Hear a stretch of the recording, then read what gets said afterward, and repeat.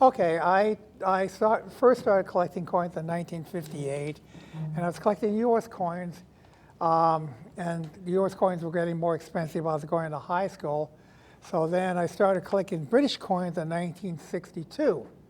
I had a teacher who was from Britain, and I got some coins from him. As far as hammered coins, I bought a William, the first penny, the first hammered coin I bought when I started collecting for $1.25, which was about how much they were selling. So I started collecting British coins. I started with I tried to make a collection initially of British coins from 1817 to 1970. So I started collecting the coins, but then I got interested in hammered coins. So I said, okay, I want to collect all the kings of England. I had almost all the kings of England, except for two, which I couldn't afford. Even back then, I didn't have enough money, so I didn't buy them.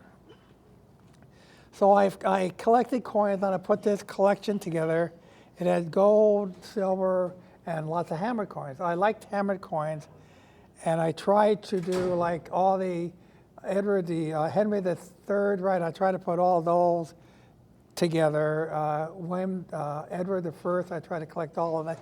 Edward and the Elizabeth sixpence, which they had dates on.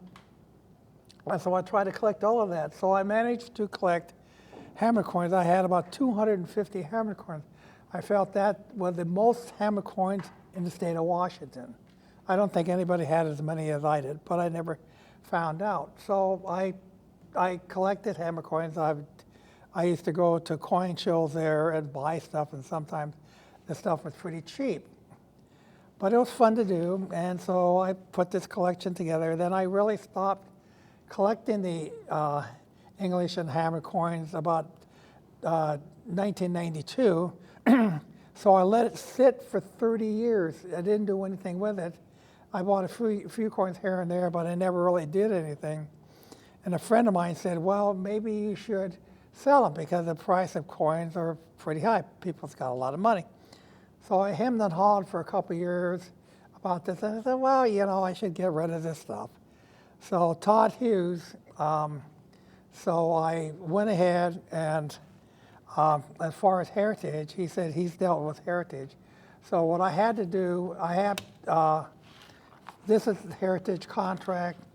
I collected I have a bunch of invoices if you want to see them from what I bought.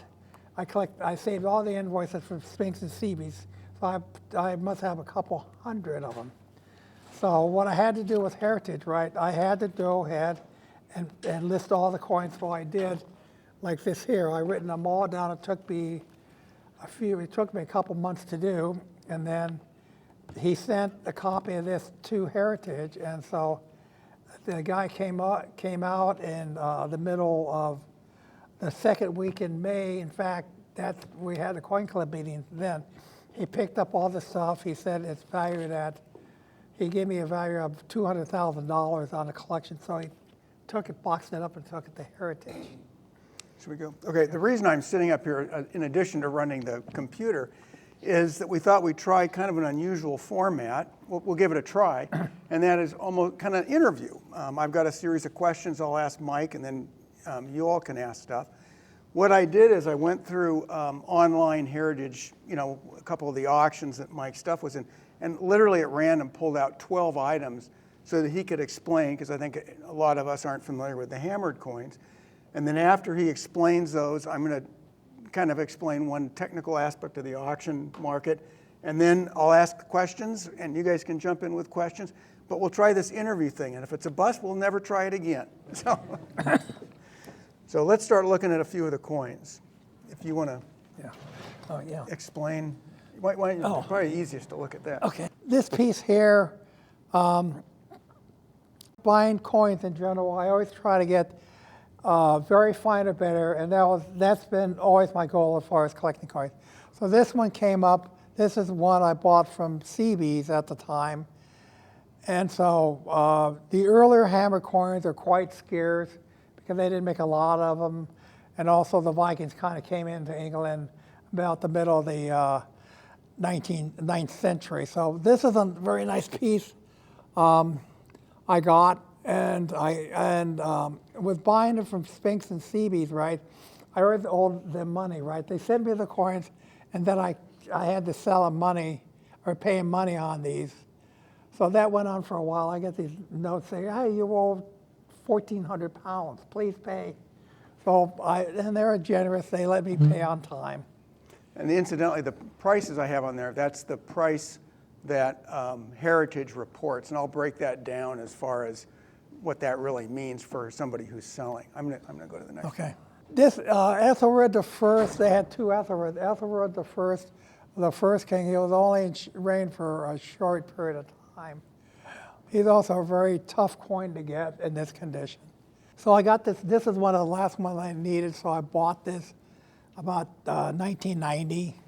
So I kept it. I said, they gave it an AU 58, and see, the British grading, they gave it an XF, but our grading, we graded higher. British grading is very tough.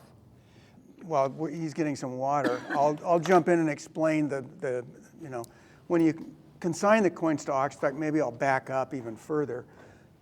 Basically, when you're liquidating your coins, and all of us are going to come to that decision, there's 4 ways you can do that. And the first is you sell them to a coin dealer. The one fact there is you're going to get wholesale. You'll get your money right away, although some dealers are willing to sell on consignment, but you are getting a wholesale price. You can also then consign them to an auction company. That's the second way. The real advantage there, it's the simplest and easiest for a collector.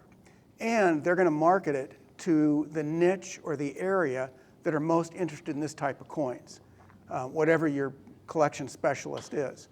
The one downside of that is it can take 6 to 9 months for you to get your money, particularly if it's a real narrow, esoteric area you collect. They may not have a collection ready that fits in with the other stuff you're selling. The third way is to sell your stuff yourself on eBay.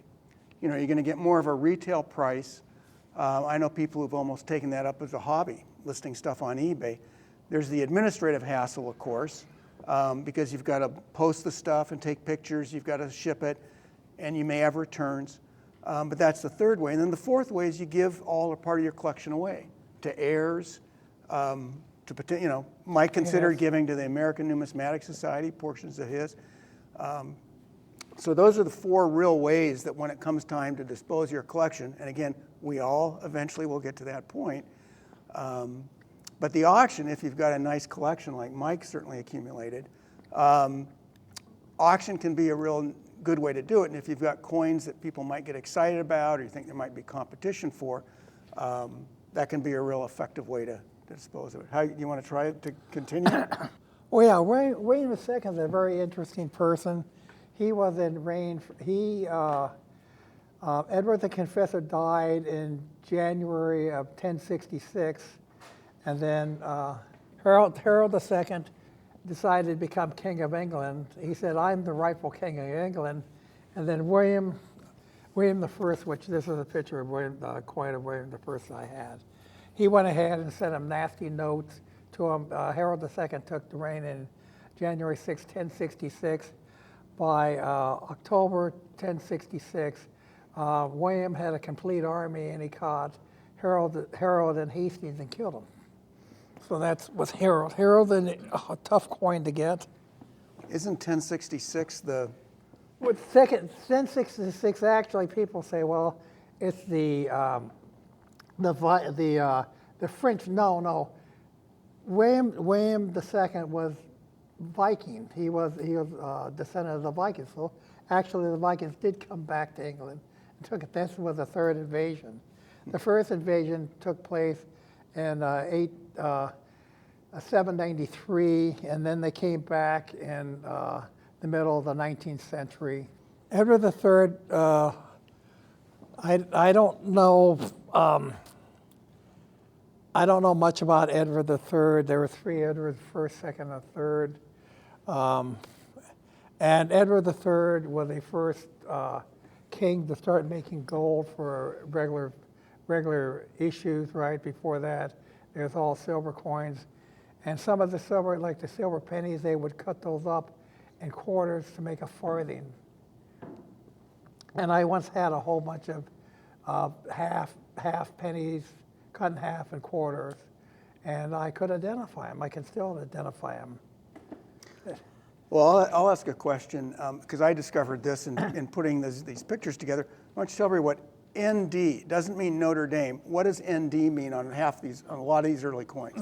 Okay, maybe that's just something heritage. It means no date. No date. No, there's no date. There's no date on the coins, and they'll put that in their auction catalog as ND. So you have to kind of know your rulers to be able to date them. Okay. No, well, the dated coins actually came about in 1448. First dated coins of I don't know which country. Oh. But the English started dating coins with the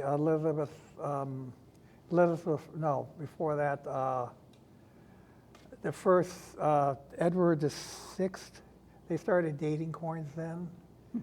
They had the half crown and crown, 1551, which were the first dated coins. And that's what you're looking at. Yeah, 1551, yeah, the first dated coins. They're very interesting, the half crown and crown. And then when Elizabeth came in 1558, right, they started, first they did some milled coins then, but milling coins came back another 100 years later. 1558, when Elizabeth first came in the reign, she had milled coins and non-dated coins, but then she started dating coins in 1560. So they lasted from 1560 to when she died in 1602. So there's a run of sixpence, which had that, and most of the other coins had that. Okay. This is a medal I bought, and I didn't know. I still don't know much about metals. I had a book on metals, but I bought this, and I'm surprised at how much it went for. Metals are popular. Metals are popular, but I didn't realize it was worth that much. I think I paid $25 for it at the time. Pretty good investment. Monday sets. I used. There are 29 Monday sets which you can collect. The first one's Charles II, right, which was undated Monday set in 1660. Then they had a milled set in the same reign, and then in 1677 they started dating Monday sets. What does Monday set mean? Monday set is Monday, Thursday. The king will give out coins which are a penny to a fourpence or groat, and so they give them to poor people, right? Depending on how long a person's in reign, right, they give them more out. Monday sets. When Elizabeth Victoria came to rule, she had every year of her reign was all dated Monday sets. Before then, they're intermittently dated. They didn't come out all the time. George William, the toughest two would be William and Mary 1689 is the toughest set, and also the 1953 set of the coronation set, which they made 1,020 sets. I had both of those sets when I collected. I had 800 coins in this collection. So it was not a little few coins. Proof pattern, I had a few pattern coins. I had about half a dozen patterns. And this is one of them. I had a pattern of a 1689. It was a silver pattern of a farthing, and a couple of other patterns. Patterns are interesting to collect. I didn't really collect them, but I just part of collecting British coins, so I bought them. The gold coins I had,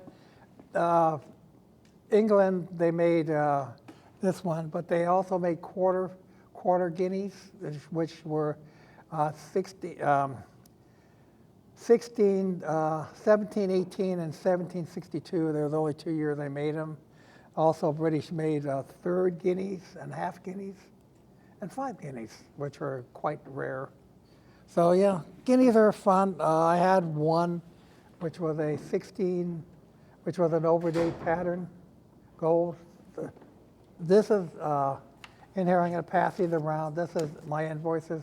Like I said, collect an invoice. I bought this, I don't know, I'd have to look. I paid $157 for it.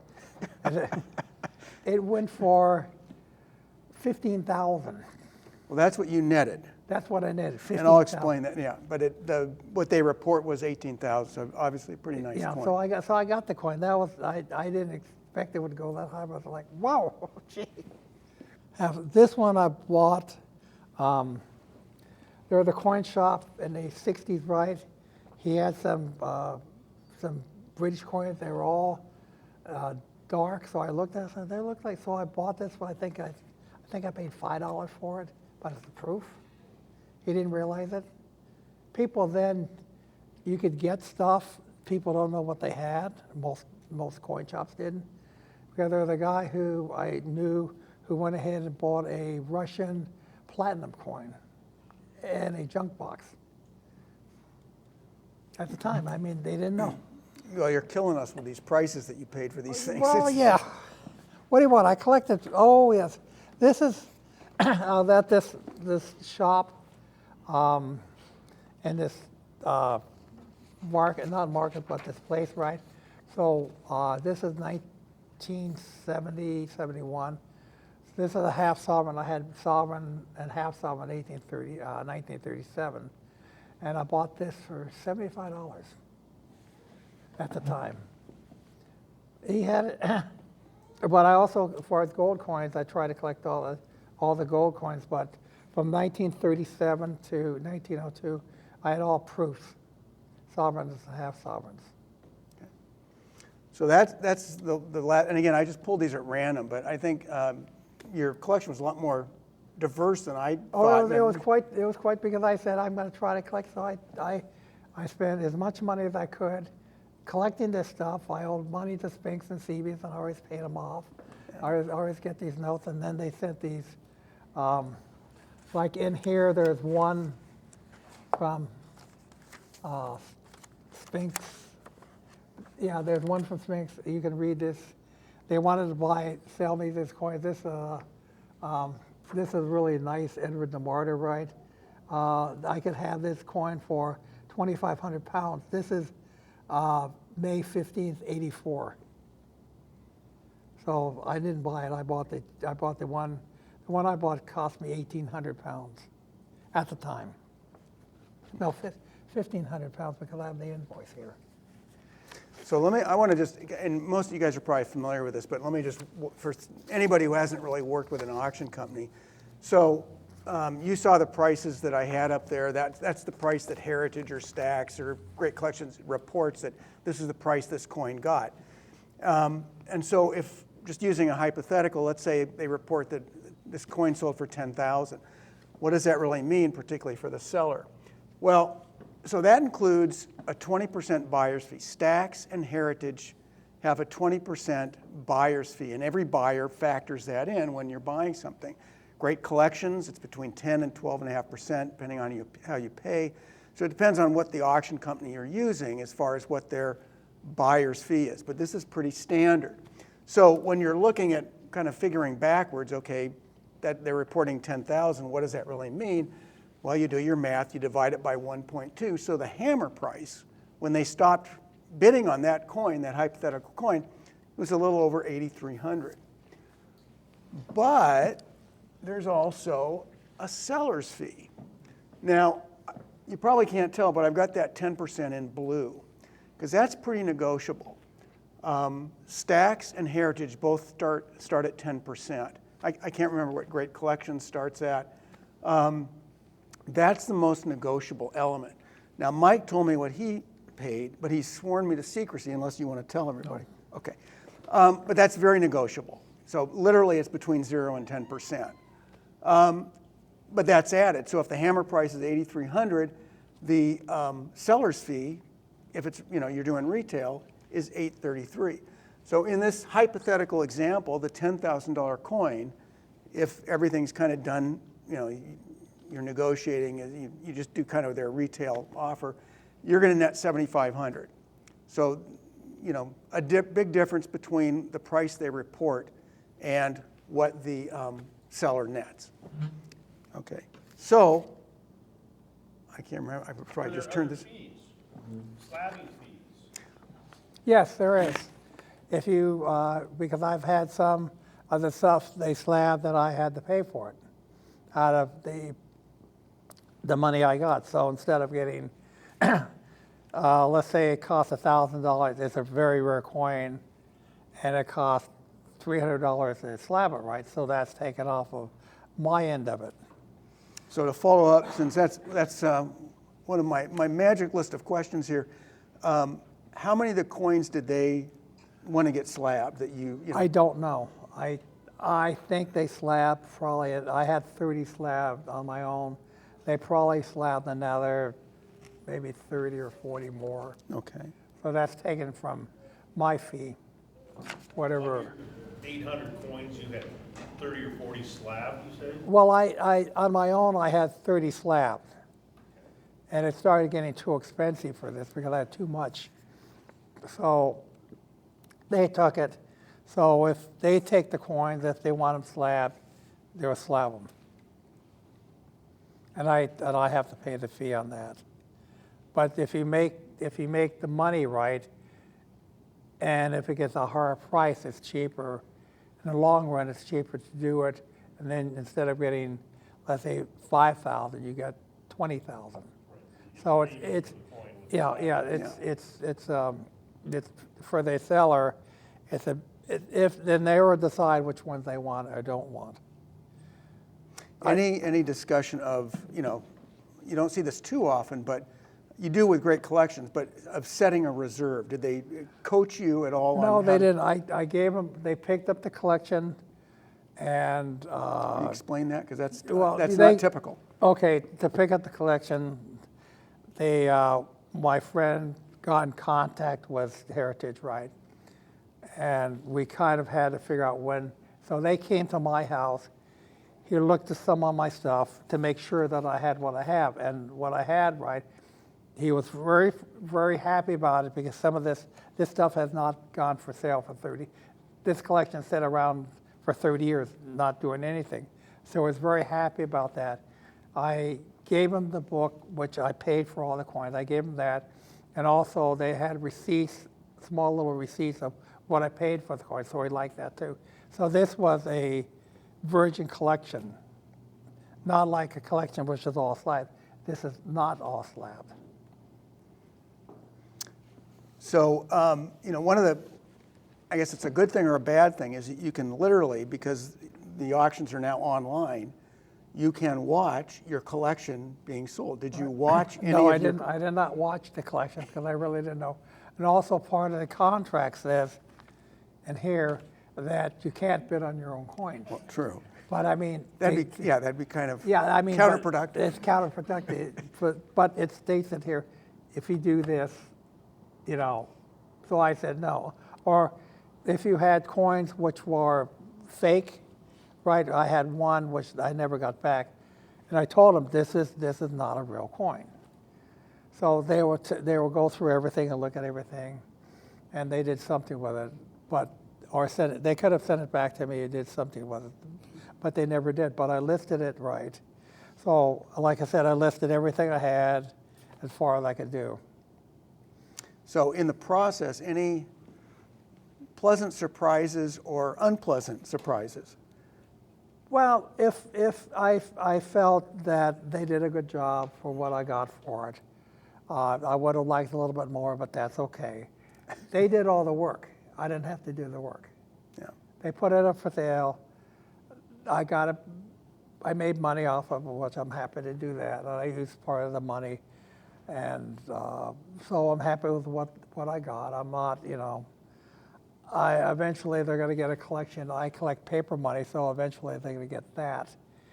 And so right now I am in the process, since I got the P&G finally, I'm in the process of having about maybe 100 notes graded. Just out of curiosity, I see that did they publish a catalog of your coins? They probably did, but I didn't get it. They didn't send me anything as far as what they sold. So that was okay. I didn't really want to know how much this stuff got. I wanted to be surprised. I didn't want to, say, am I going to get this? No, I just wanted to be surprised, and I'm happy what I got. And to just, when I looked at the stuff online to pull pictures, it didn't credit like this is from the Mike collection or whatever. They were just anonymous. Yeah. Yeah. Which is okay. I'm not, being known sometimes is not good. So I'm not known, so I'm happy with that. Yes. So did you get a detailed list of what things went for, or did they just cut you? Some of the stuff I got a detailed list, but some of the other stuff I did not. They just sent me, I started getting checks about 3 weeks after I gave the collection. And so they sent me checks and what they, sometimes they told me what they sold, and sometimes they did not. When did they, was it like August? When did they actually pick up the stuff? They picked it up second, in fact, they picked it up the second Thursday in May. Oh. In fact, they picked it up the same day the club meeting was. So they picked it up, they went through it. The guy said, yeah, they're gonna have fun going through this because this stuff is something different, which was fun. Just to wind down, any advice you'd give for anybody who's considering going the auction route? If you're going to go in an auction route, go with a like Heritage, right? Depending on what you have, they will sell it to you. They will send you. You can watch the auction. I never did because I didn't know where it was going to be. Yeah, if you have a big enough collection, you should deal with them. You should make sure what you got too. Because I know I can remember everything I've got. For as what I collected, but I collected because I collected. Initially I collected. I didn't. Making money is nice, but that was not my goal. My goal was to see if I could put this collection together. And so I did. I managed to do that. But I had it. Somebody else can have it now. I'm happy with that.